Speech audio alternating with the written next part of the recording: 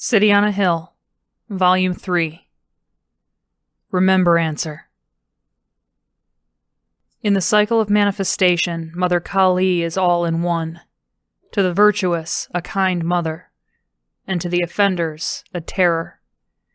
As the universal mother, she has all the powers of creation, protection, and also destruction.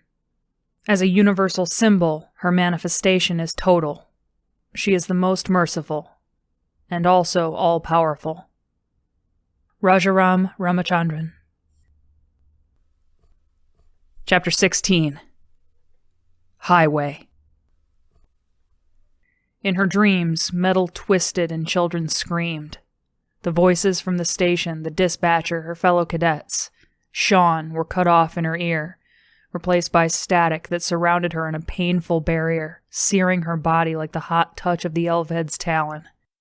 It hissed like a quenched fire, like a curtain of rain from a thundercloud, like that descending wall of water from the sonic detonator, throwing them down, down, into the sea where all noise was drowned out by the unending rhythm of waves collapsing upon their own hollows and gently rolling up onto the beach.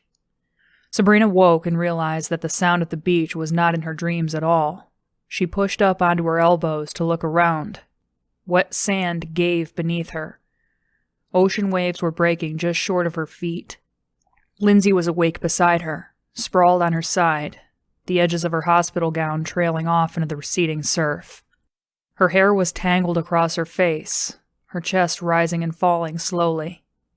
"Do you remember swimming here?" Lindsey asked. She parted the hair in front of her face, her hand collapsing on the sand after the effort. Sabrina's head was spinning from simply propping it on her elbow. In either direction she saw only empty beach with one spreading apron of water from the breaking waves after another. The view inland was blocked by grassy dunes. A cottage peeked over the highest grasses, a hole gaping in its roof. "No." Sabrina fell back down onto the sand. Her body felt as if it was sinking into the ground. "The sun," she managed to say, too exhausted to form a complete sentence. "It's morning." They remained at the edge of the water. The sun was rising, soon to be followed by crushing heat. They would have to eat soon, and yet they were both still, reluctant to disturb the momentary equilibrium they had upon waking, side by side in a completely new world. Lindsey broke the silence first. "I've been trying to force a vision for the whole time I've been lying here. Can't. I think they took it from me, Sabrina." "I'm sorry." "I'm sorry, too. I never knew, until that moment." "How did they die?" "My parents." "That's what I've been trying to see," Lindsey said. "But I can't. What I did see was a room. A pink wall. A picture. Blue-gray. There was a boat, riding on the sea before a storm. Wave crests rising like knives all around. Does that sound familiar?" Sabrina nodded. "But there was nothing else. Just the knowledge. I just knew, suddenly, that he killed them. It happens that way sometimes. I know before I see why I know. And I knew just then." "You didn't see their faces?" "No. I'm sorry. I wish I had." Quiet again. Sabrina was reminded of all the comfortable silences she had shared with Lindsey, and she was relieved to be in one again. "What happens when we get up?" Sabrina said. "What do you mean?" "Who are we? Outcasts? You an occultist, me an outlaw?" "We're still friends. Lindsey and Sabrina. Neither side can change that." "I guess not," Sabrina said, an ache stabbing across her chest as she laughed. "But I don't even know who I am." "Annalise?" "I think I called you that once." Sabrina shook her head back and forth, the sand grinding beneath it, remembering the day she had knocked Sylvia's tooth out. I'll stick with Sabrina for now, Lindsey said. Yeah. Sabrina pictured Sean collecting street signs, making rubbings of building names before they had been sandblasted away, collecting the scraps of a buried and censured world. Dag had changed her name, just like everything else. But why? Do you hear that? Sabrina sat up. Over the sound of waves, she heard it too. A distant, high-pitched scream. Neither of them could run, nor even stand. They crawled, dragging themselves through the sand toward the dunes and the ruins of the cottage. The sound of the Elved drew closer, and Sabrina forced herself to her feet. Fighting a wave of dizziness and nausea, she grabbed Lindsey's arm and dragged her over the rise. The screen door's hinges wailed as she yanked it open. The slam of the door startled a small flock of swallows that had nestled in the eaves. Inside, they crouched down beneath the windows that were clouded with salt. The sound of turbines filled the room. A loose bolt, an unfastened hinge, a window pane rattled as the machine roared overhead. The rattling around them climaxed, and then faded, the turbines receding. "He was looking for us," Sabrina said.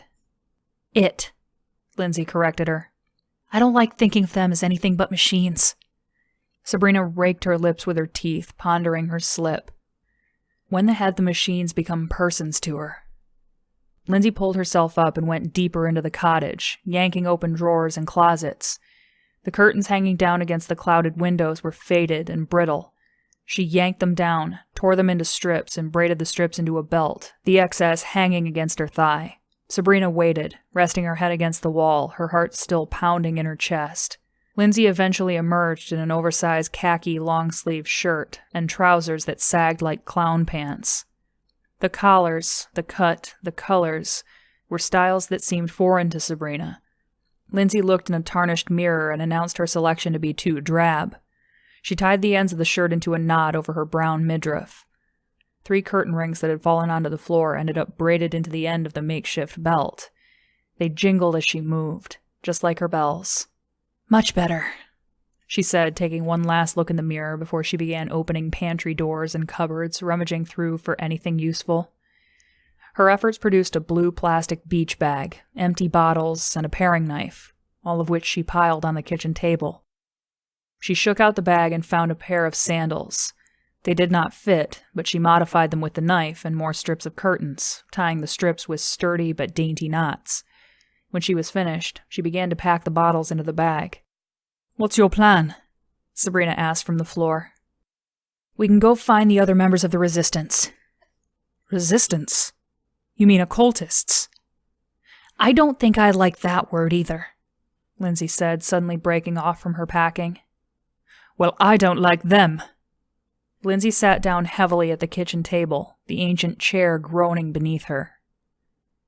"Where else can we go?" she asked. "I just don't know if going back to the city is that great of an idea." "Who said anything about going back to the city?" "I thought you said the Resistance."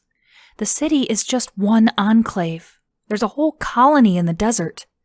"A colony? How many people?" "I don't know. And even if I did, I don't know if I could tell you. If I should tell you. I'm not sure where your allegiances are." Lindsey got up and searched the cupboards for more supplies. "Well, I guess breaking you out of prison, betraying my uncle, ruining my career, not to mention risking my life are enough to prove my allegiance." "Sabrina, I'm sorry." "Forget it. Take your bag and your bells. Go find your real friends." Sabrina slammed her boot down on the floor and stood up. She moved toward the door. Lindsey blocked her path. "Sabrina, you know that's not what I meant." "Is it? Where are your allegiances? Who has been the one lying for years?" Sabrina easily pushed Lindsey out of her way, kicked the door open, and stepped onto the porch. Lindsey followed her, the bells in her hair and curtain rings jingling. "Ease, Sabrina, stop it. You know I love you more than anyone in the world. You know I would have told you. I wanted to tell you." Sabrina stopped on the steps, gazing out over endless dunes. A grasshopper flicked up out of the grass, and a swallow swooped down and caught it in its beak. The tableau began to blur with tears. I just feel like I've lost everything. You haven't lost me. What about my allegiances? Sabrina, do you believe in God? Christ, do you have to use that word? I'll take that as your answer. It won't sit well with the other believers. Then you are saying you should go alone? Don't be ridiculous. You think I'm going to march across the desert without you? I won't last a day. You are a lot better at keeping me alive than me. Sabrina laughed despite herself.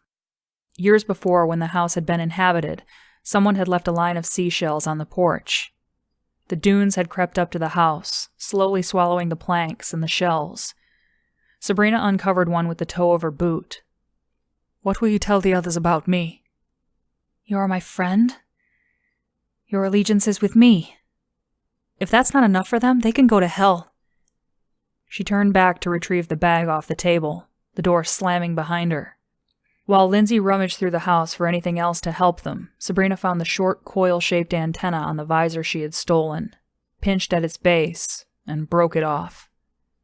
Lindsey emerged with the bag of supplies over her shoulder and the remains of the window curtains tied around her head to shield her from the sun. She took a second scrap and tied it about Sabrina's head, carefully avoiding the cuts and bruises as she did. Lindsey? Yeah? What's hell? Lindsey leaned back to examine the head covering. She made a slight adjustment, smiling as she did so.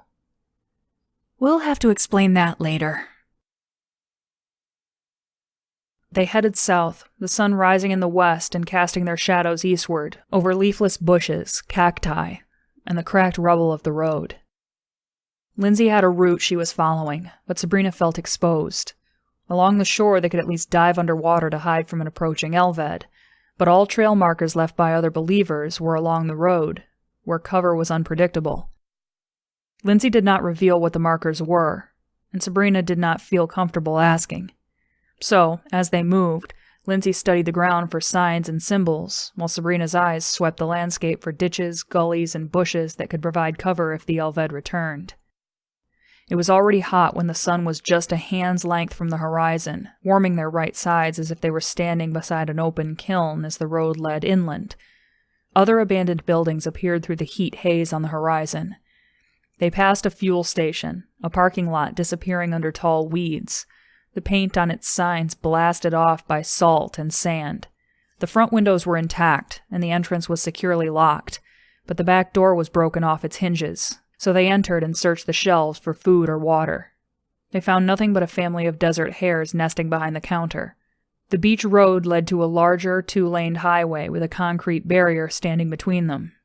Sand, twigs, and other detritus of the desert had settled across the road, while road signs stood sentinel on the shoulder, indicating speed regulations and mileage to vehicles that no longer passed, and cities that no longer existed. These were forbidden regions, and Sabrina imagined other occultists making the journey with a sort of professional disapproval.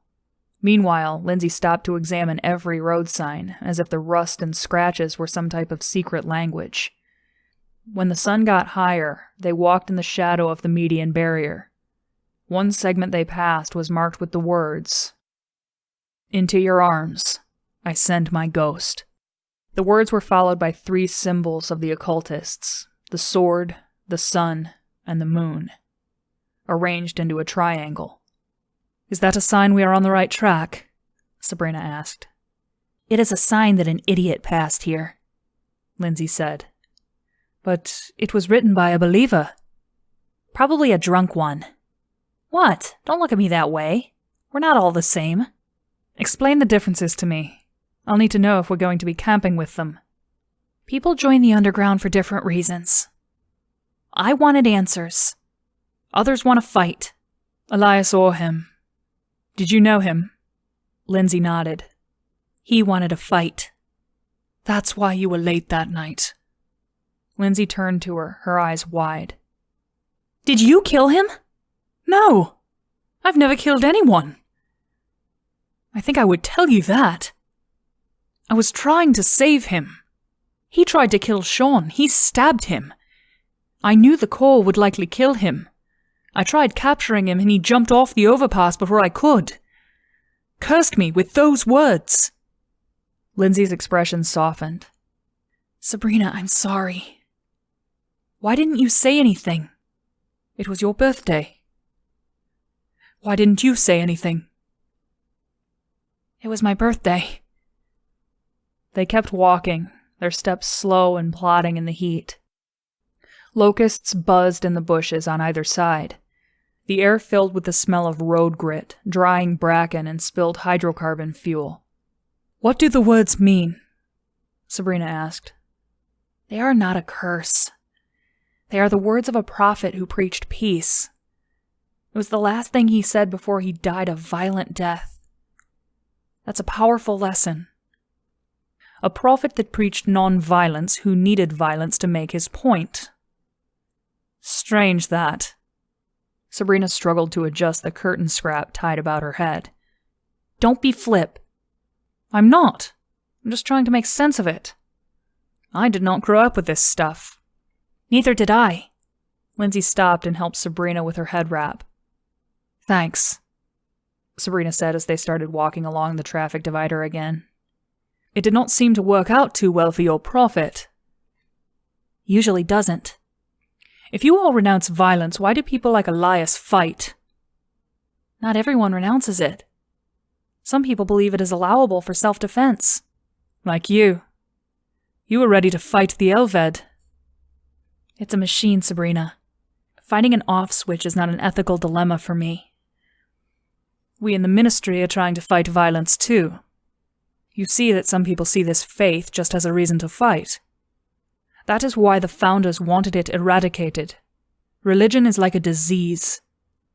There is a wasteland out there, a ruined planet, and billions of graves that faith produced. And so they put you in a suit, made you like a machine. Kick, shoot, punch, kill. Only if we're attacked first. And that goes for all officers? No. Lindsay stopped and sat down, the bells in her hair tinkling as she wiped the sweat from her face with her sleeve. You see why it was hard for me to tell you? But I still wanted you to pursue your dream. I guess I hoped maybe you could change the system. Sabrina sat down beside her. Her head was pounding, and her lips were cracking with dryness. Please believe me, Lindsay went on. There are people among us who want the same things as I do. Peace, the truth, and freedom to make a choice to believe. Freedom leads to chaos and division, Sabrina said. In Dag's mind. But we already have division. And chaos is coming. Don't say that. Lindsay stared out at a line of brown hills to the west. She leaned forward to let drops of perspiration drip from her head and neck to the road surface. She made a swirling design in the sand, gathered against the lane divider with her sandal. I know you might not understand, Sabrina, but maybe you will. Faith, it is like something inexplicable bubbles up inside you. But it's not as if you throw all rationality out the window. There are still choices to be made as to what to believe. What do you believe? I believe that we have to be careful what we believe in. I want to be careful about where it leads me. I choose to have an open mind. I choose to believe in love, in something more, something whole and encompassing, something beautiful. And I think that can exist alongside rationality and even tolerance. I think that is something Dag could appreciate. Would you kill for that? I'd die for it.